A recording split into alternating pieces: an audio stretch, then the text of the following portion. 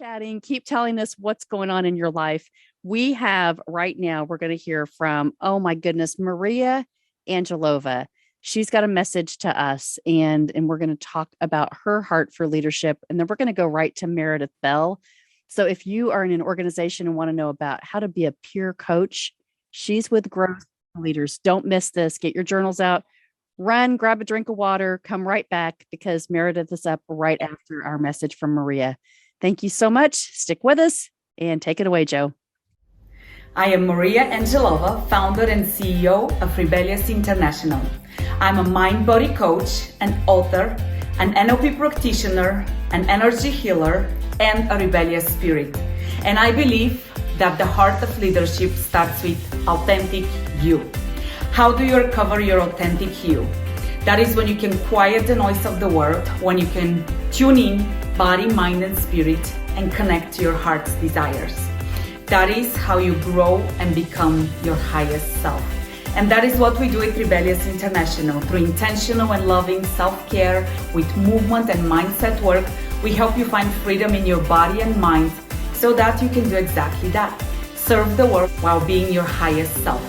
I look forward to seeing you in the VIP room and talking more about the heart of leadership and how it starts with authentic you. Our next everyday leader is Meredith Bell, a co-founder and president of Performance Support Systems, a global software company providing assessment and development tools for the workplace. Meredith is an expert in leader and team communications, the author of 3 books, and the host of Grow Strong Leaders podcast. Meredith co-authored her latest books, Connect with Your Team and Peer Coaching Made Simple, with her business partner of 30 years, Dr. Dennis Coates, which provides step-by-step guides for improving communication skills and serving as a peer coach to someone else.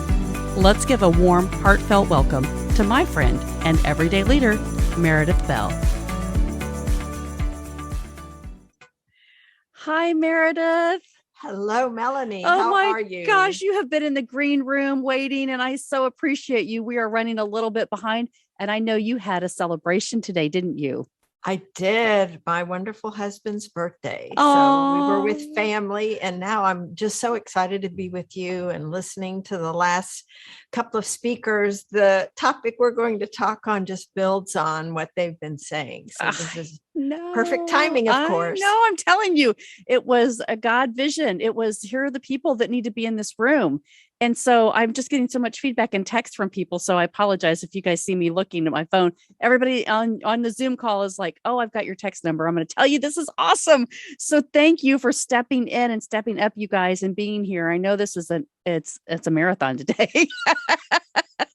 But Meredith and I met through, I don't know, a connection on LinkedIn. And then they said, you guys have to know each other. And we have just had this heartfelt friendship because growing strong leaders is what everyday leaders is all about, and really helping identify what are the things that you need to do. What are the strategies, right? My podcast started with everyday obstacles to overcome. And that's what you need to do to have a successful life. And yet when we talk about our life in our business, we get stuck in these careers that we're so like, I'm exhausted because I hate what I do, or I hate my boss, or I have a bully at work, whatever it is. And sometimes we can't trust the people in our environments. And so finding the right environment, finding the right person, developing the right cultures is critical. You guys have heard from David McGlennon, and he's been doing it for years. Jeff Hancher, Gary, like everybody on here, John Eads. And now Meredith, you've developed a system for peer coaching, and this is critical for us to get right. This is critical. So first of all, if you guys have your books, if you have your VIP journals, grab these out because there's a page in there. You can just take some notes from Meredith. But also I want you to think about the question that you have in your environment today. So whether it's at work, whether it's with friends, whether it's in your community, if you're trying to accomplish something, let's think about what you can do differently to be that peer coach for someone else in your life. So Meredith, again, thank you. Oh, well, I'm so happy to be here. And as I was listening to you talk, it just hit me. One of the things I want to emphasize is you don't have to be formally trained or certified to be an effective peer coach to someone else, or be in a partnership of accountability with another person. And so what I thought would be most helpful today is to talk about what are those elements that are important if you're going to be effective in working with someone else. And the beauty of this is that it doesn't mean you've got to take on one more role, right, in work, because everybody feels like they have overflowing plates, not just full plates. And so what I want to share are some skills that you can develop and use in everyday situations. I love your everyday leaders, because that's what we're really talking about. What are the everyday behaviors that are going to create an environment, no matter what our formal position title is? We can be individual, heartfelt leaders, no matter what our role is in an organization. And so when I think about peer coaching, if you want to be of support to someone else, the key thing is learning to be a good listener. And you and I both know, Melanie, a lot of people think, well, I'm a pretty good listener. But it isn't just remembering the words that someone said. So often when we get in conversations, we think, I'm waiting for my turn to talk, or we start thinking about something else that has been on our mind, and we miss some of what someone says. And so a key aspect of listening is really blocking out all of those other distractions, whether they're distractions in our physical environment, like a phone or email, or they are distractions in our head, which honestly can be harder to block out, so that we are with this person and they feel it. And that's the real key, I think, of being a good listener, is that other person feels they've been heard, they've been understood. Doesn't matter if you agree with them necessarily or not, but that you get what they're saying. We all have this deep desire to be recognized and appreciated as a human being. And listening in a powerful way to someone else is probably the greatest gift that we have available. It's free, but it requires discipline and focus and caring. And I think that's a real key thing. So to me, being an effective peer coach, or being an effective coach in any situation, number one is listening. So as people are absorbing this, I would say, think about what is it that gets in your way of really hearing what someone is saying. So you're not just listening to the words, you're noticing the body language, the tone of voice, you're picking up on these little things that they're not saying that help you really get the full message, so that you can do one of the other things that's so critical to being a peer coach, and that is asking open-ended questions. So not something that can be answered yes or no, but really getting the other person to think about why they feel the way they do, or what else might be going on, so they get a better understanding of themselves and recognize that you're helping them to kind of move along in their thought process. And that's huge, and this is true for parents and coworkers and leaders. If we find people are constantly coming to us, asking us questions about, well, should I do this? Or, what can I do this? Asking permission or asking for our ideas, we need to step back and say, what is it I'm doing to create dependency of this other person on me, instead of helping them be more resourceful and independent in their thinking? And one of the best ways to help people do that and think for themselves is to ask them questions. So if somebody came to you and said, what should we do? Well, what have you thought about so far? What options have you considered? What are the pros and cons of each one? And what do you recommend? So that before they come to you, they've done this pre-thinking, and they're not relying just on you to give them answers. So I think those are two critical aspects of what it is to be a peer coach. And of course, the other piece of that is holding someone accountable. And I love the definition of accountability. It's count on me. And that's on both sides, right? Is I've made a commitment, I'm going to do certain things, so you can count on me to do it.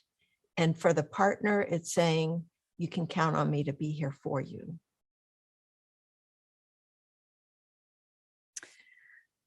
Man, let's go back to John Eads' commitment word.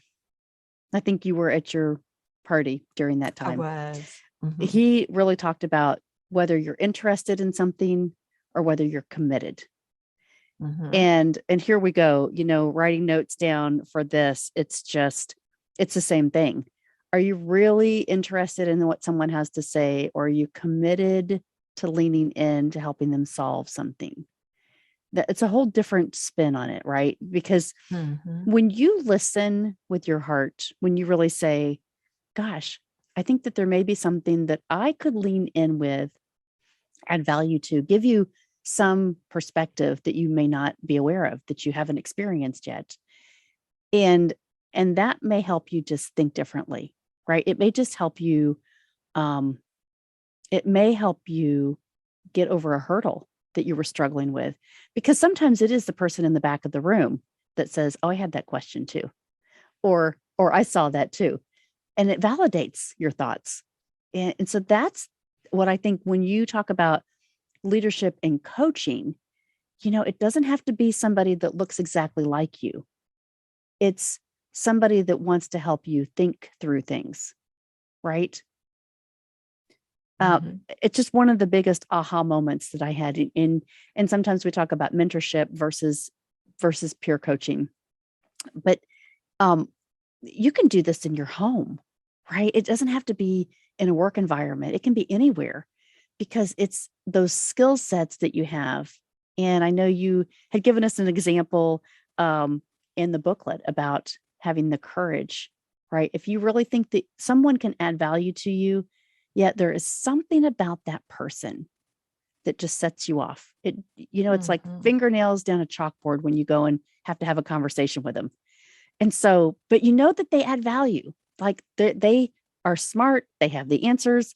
And so maybe it's just like oil and water, but you have to figure out a way to communicate with them.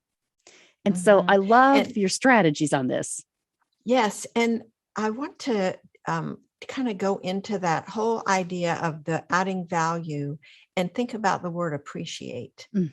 Because when we think about something appreciating, we often think about the value of land, let's say real estate going up, or home, or stocks that we've invested in appreciating in value. Yep.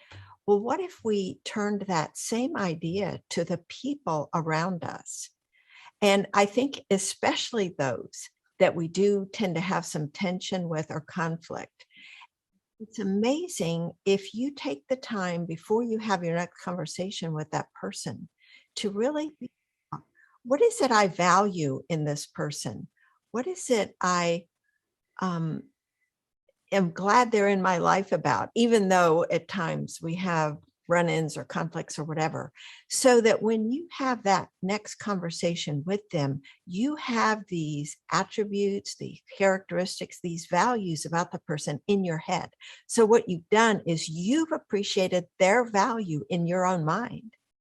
And that brings you into the conversation with a whole different presence, a whole different attitude. So where you might have had an edge in your voice, you might have been ready to get defensive, you have a more loving, caring, open idea. And what happens then is when you elevate them in your mind, the way you interact with them elevates them in their own mind, which means they appreciate themselves more. Oh my And gosh. so look at the gift you're giving another person when you can help elevate their opinion of themselves. Because when you get that kind of dynamic going, your relationship can strengthen Mm. and improve and get better. Okay. I've got to So, interrupt you here real quick yeah. because I teach this all the time. John Maxwell teaches the law of the lid, right? So whatever you believe, whatever your leader is from 1 to 10, and you said this really great and clear, and he says it like this: so if you put a 10 on every single person's head before you have a conversation with them, right, you believe that they bring that value to you, you will have an entirely different experience than what you say, Mhm. like, oh, Meredith, you don't ever bring any value to me, so when I don't really think that we need to have a conversation.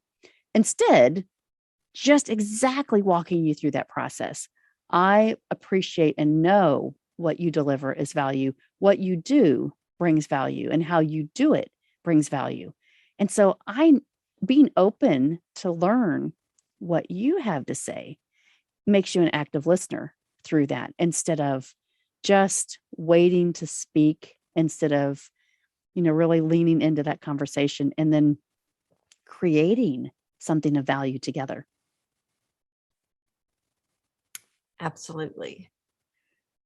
It's just a whole different world that opens up. And so imagine if everyone on a team, everyone in a family had this attitude towards each other, and they were really there to support each other. You can say peer coach, you can say support coach.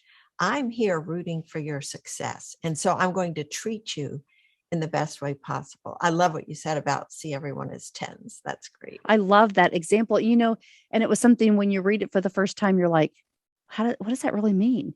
And then you're like, I do, right? And we talk about the gaps of comparing others to us, and like, well, how do we really see ourselves?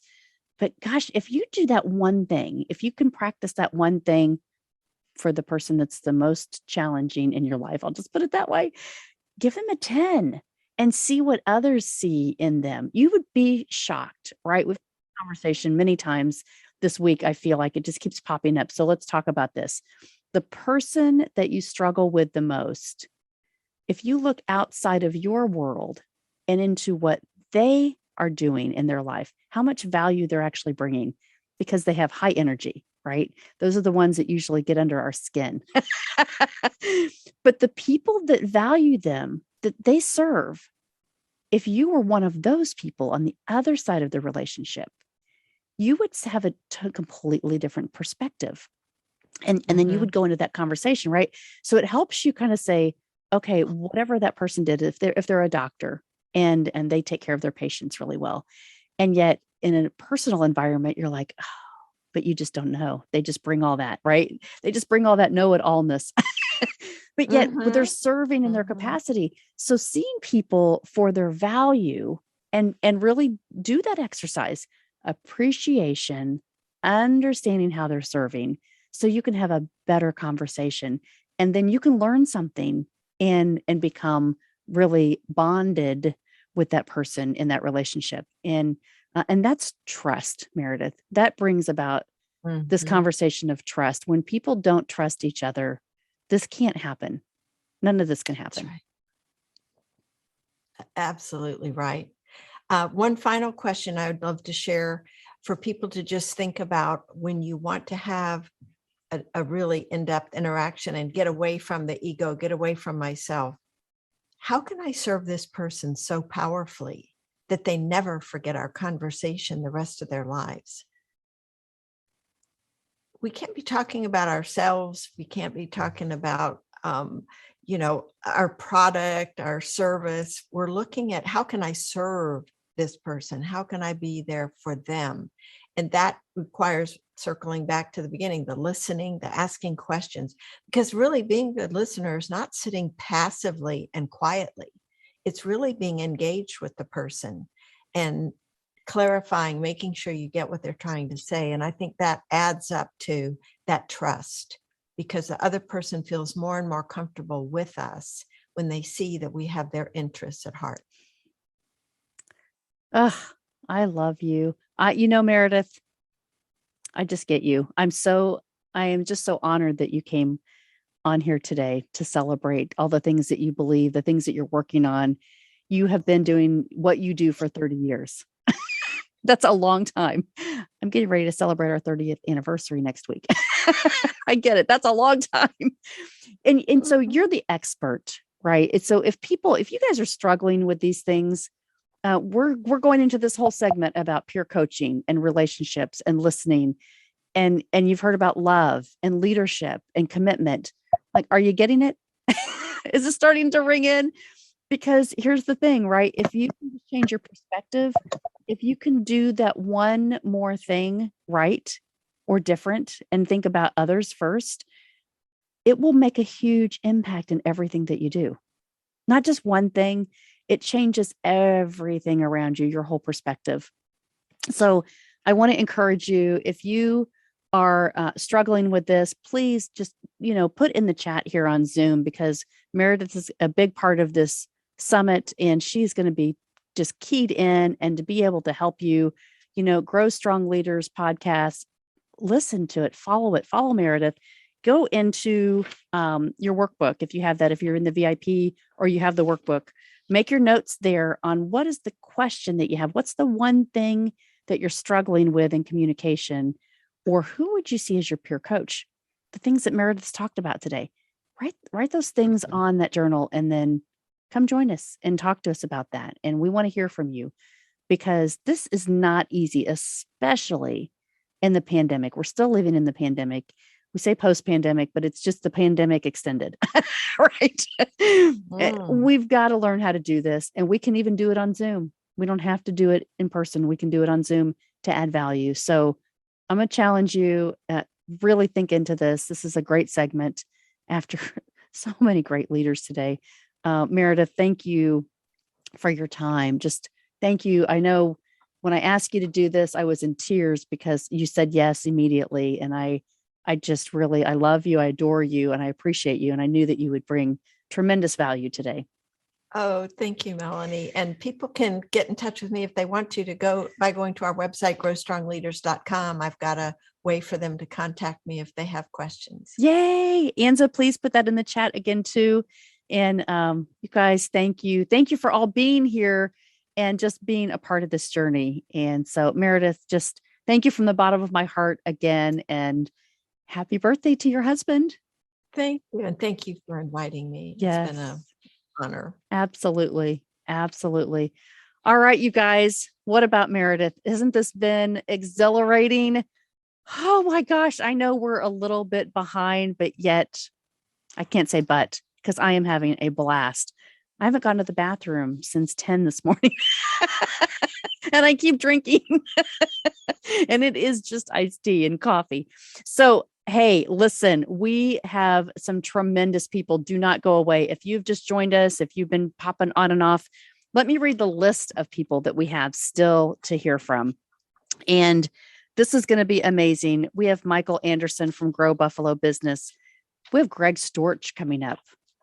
You guys know Greg Storch? He's in Italy. He stayed up late for us. Deb Hallberg, pass the torch. Tracy Morrow is going to speak into us about family and marriage in her new book. And Diane Dick. And then we're ending this with Tim Scher. So don't go away. We're going to hear from right now